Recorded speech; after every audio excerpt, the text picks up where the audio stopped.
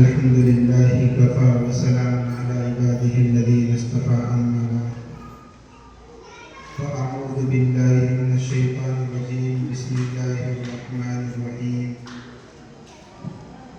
يرفع الله الذين آمنوا منكم والذين أوتوا العلم درجات وقال النبي صلى الله عليه وسلم طلب العلم فريضة على كل مسلم ومسلمة أو كما قال عليه الصلاة والتسليم.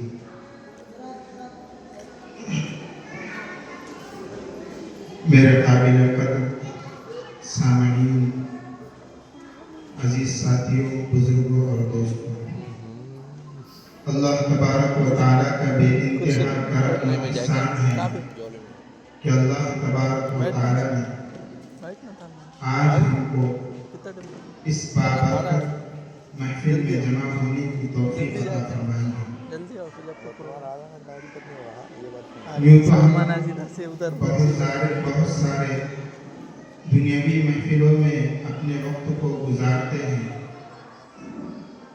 اور دنیاوی محفلوں کے اندر ہم اپنے آپ کو مشغول کرتے ہیں، لیکن اس محفل کے اندر نہ ثواب کی امید ہوتی ہے بلکہ ہمیں ان محفلوں کے اندر بیٹھ کر ہم سے بہت سارے گناہ سرزد ہو جاتے ہیں، بہت سارے ایسے گناہ سرزد ہو جاتے ہیں جن کے بارے میں قرآن نے تاکید کی ہے، نبی کریم صلی اللہ علیہ وسلم نے روکا ہے۔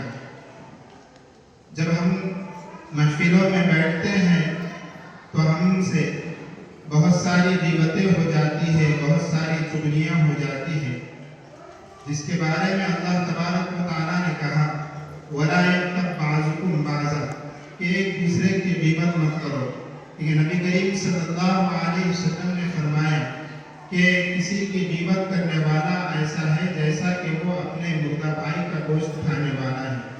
تو یہ ہماری جو دنیاوی محفلیں ہوتی ہیں ان کے اندر بہت ساری یہ چیزیں ہوتی ہیں جس کی وجہ سے ہماری زندگی کے اندر نیکیاں تو نہیں بلکہ گناہوں کا اضافہ ہوتا ہے۔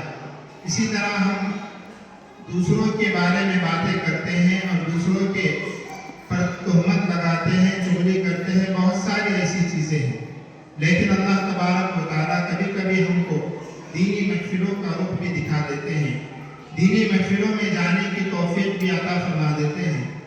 یہ اللہ تبارک و تعالیٰ کی طرف سے ہمارے لیے ایک احسان ہوتا ہے کہ میرے اپنے بندے ایسی محفلوں میں جائیں کہ ان کے نامہ اعمال میں ثواب کا اضافہ ہو، ان کے نامہ اعمال کے اندر مقامات کی بلندی ہو۔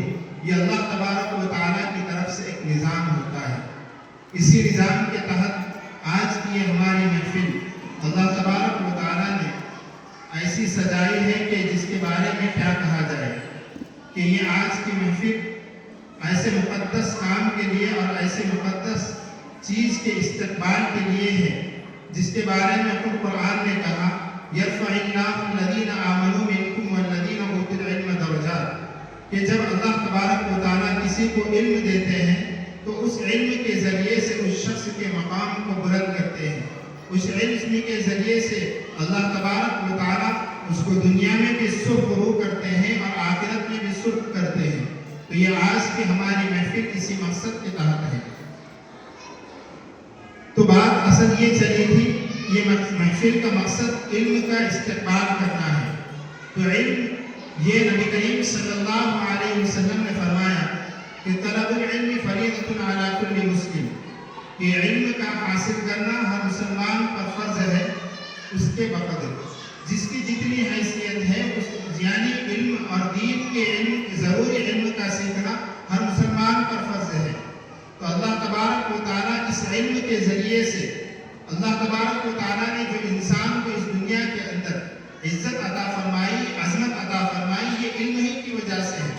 کیوں تو اللہ تبارک و تعالیٰ نے جب اس کائنات کو پیدا کیا تو اس وقت جب حضرت آدم علیہ السلام کو اللہ تبارک و تعالیٰ نے پیدا کیا تو جب اللہ تبارک و تعالیٰ نے آدم علیہ السلام کو پیدا کرنے کے بعد فرشتوں کو کہا کہ آدم کو سجدہ کرو،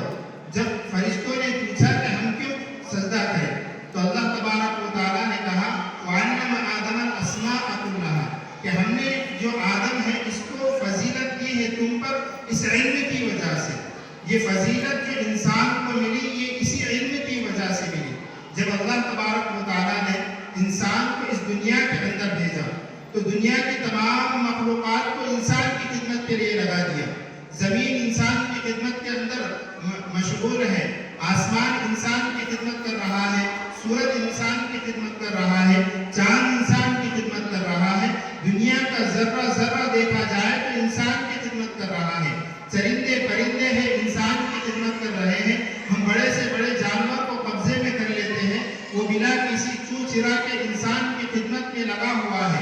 بتانے کا مقصد یہ ہے کہ دنیا کا ذرہ ذرہ اور دنیا کی ایک ایک چیز انسان کی خدمت کر رہی ہے، اور انسان کو ان تمام چیزوں کا سردار بنایا گیا، انسان کو اشرف المخلوقات بنایا گیا۔ اس کی وجہ صرف ایک چیز ہے، وہ علم۔ انسان کو جو فضیلت دی گئی ہے وہ علم کی وجہ سے۔ اگر انسان کو اس کے جسم کی بناوٹ کی وجہ سے فضیلت نہیں دی گئی، اگر فضیلت جسم کی وجہ سے ملتی تو ہاتھی کو فضیلت ملتی۔ انسان کو اگر بہادری کی وجہ سے فضیلت ملنا چاہیے تو شیر کو ملتی۔ انسان کو اپنے قد و قامت کے اعتبار سے اگر فضیلت ملنا چاہیے تو وہ اونٹ کو ملنا چاہیے۔ لیکن ان تمام چیزوں کو دیکھنے کے بعد یہ سمجھ میں آتا ہے کہ اللہ تبارک و تعالیٰ نے انسان کو جو فضیلت دی ہے وہ صرف علم کی وجہ سے دی ہے، اور علم کی جو فضیلت اللہ تبارک و تعالیٰ نے دی ہے وہ علم ہے، چاہے کوئی بھی علم ہو، علم کے اعتبار سے فضیلت دی گئی۔ نبی کریم صلی اللہ علیہ وسلم پر جب سب سے پہلی وحی کو نازل کیا گیا تو قرآن نے کہا اقرأ بسم ربک الذی خلق، پڑھ اپنے رب کے نام سے۔ کیا پڑھنا ہے؟ بس پڑھتے جائیے، جب اللہ کا نام لیجئے، پڑھیے۔ چاہے دنیا کا علم آپ کو پڑھنا ہے پڑھیے، چاہے دین کا علم پڑھنا ہے پڑھیے، سائنس کا علم پڑھنا ہے، قرآن کا علم پڑھنا ہے، تفسیر کا، حدیث کا، جو علم آپ کو پڑھنا ہے پڑھیے، لیکن اپنے رب کے نام سے پڑھیے۔ علم آپ کوئی بھی حاصل کیجئے، چاہے آپ دنیاوی تعلیم حاصل کیجئے، آپ انجینئر بنیے، ڈاکٹر بنیے، لیکن اس کا مقصد یہ ہے کہ مقصد انسان کا ایک ہونا چاہیے کہ رب کی رضا۔ اس علم کے ذریعے سے ہم اپنے رب کو کس طرح راضی کریں۔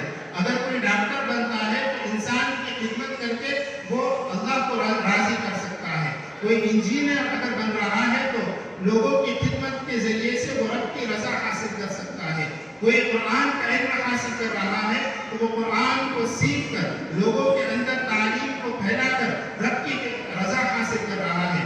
تو تمام علوم کا مقصد صرف ایک ہے، وہ رب کی رضا حاصل کرنا ہے۔ تو اللہ تبارک و تعالیٰ نے قرآن میں کہا یرفع اللہ الذین آمنوا منکم والذین اوتوا العلم درجات، کہ علم آپ کوئی بھی حاصل کرو اللہ تبارک و تعالیٰ آپ کے درجات بلند کریں گے، لیکن علم کا مقصد یہ ہونا چاہیے کہ ہم اس علم کے ذریعے سے اللہ کو راضی کریں۔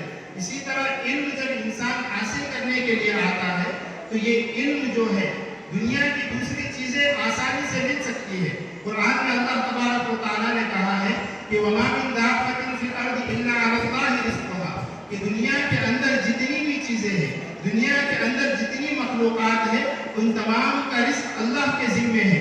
انسان کو یہ نہیں کہا گیا کہ تم اس رزق کے پیچھے دوڑو، انسان کو یہ نہیں کہا گیا کہ تم رات کی محنت کرو تو تمہارے رزق میں زیادتی ہوگی، بلکہ انسان کو یہ کہا گیا تم رزق کے لیے اسباب اختیار کرو، رزق ہم دیں گے۔ اسی طرح عزت کے بارے میں بھی اللہ تبارک و تعالیٰ نے کہا وَتُعِزُّ مَن تَشَاءُ وَتُذِلُّ مَن تَشَاءُ، ہم جس کو چاہتے ہیں عزت دیتے ہیں، جس کو چاہتے ہیں ذلیل کرتے ہیں۔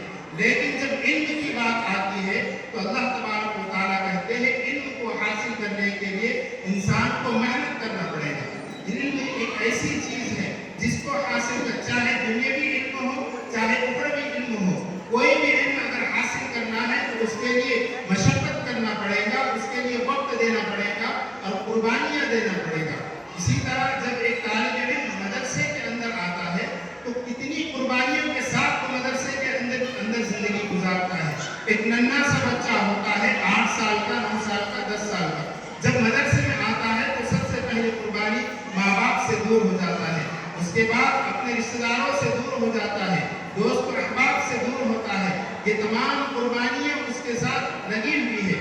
جب مدرسے میں داخل ہوتا ہے تو مدرسے کے اندر الگ قربانیوں کا دور شروع ہوتا ہے۔ ایک ننھا سا بچہ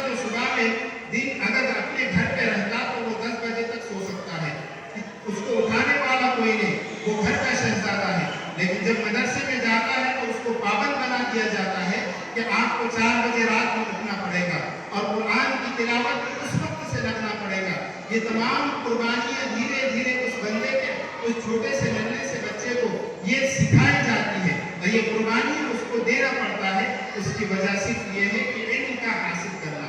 तो पता चला कि इल्म के हुसूल के लिए अल्लाह तबारक व तआला की तरफ से ये शर्त है कि इंसान को इसके हासिल करने के लिए मेहनत करना पड़ेगा।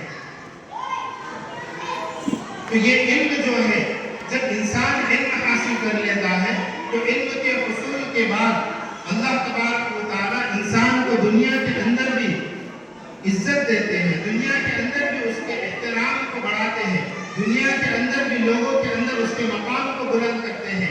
इसी तरह जब इल्म देते हैं तो आखिरत के अंदर भी उसको इज्जत देते हैं, उसको मकाम और मर्तबा हासिल करते हैं। उसके मैं एक दो वाक़ये सुनाकर अपने जलसे की तरफ चलूँगा। सबसे पहला वाक़या हज़रत इमाम अबू यूसुफ रहमहुल्लाह का वाक़या है कि हज़रत इमाम अबू यूसुफ अलैहि रहमह का वाक़या है कि बचपन में वो यतीम हो गए थे, उनके वालिद साहब नहीं थे। जब वो अपनी वालिदा की तरबियत में ज़िंदगी गुजार रहे थे तो उनकी वालिदा ने उनको बाहर मार्केट के अंदर तिजारत के लिए भेजा कि भाई जाओ कुछ काम वाम सीखो और ताकि अपना घर चले। तो मकसद ये था कि जाकर कुछ कमा कर लाए। लेकिन हज़रत इमाम अबू यूसुफ रहमहुल्लाह, जो उनको इल्म का शौक था,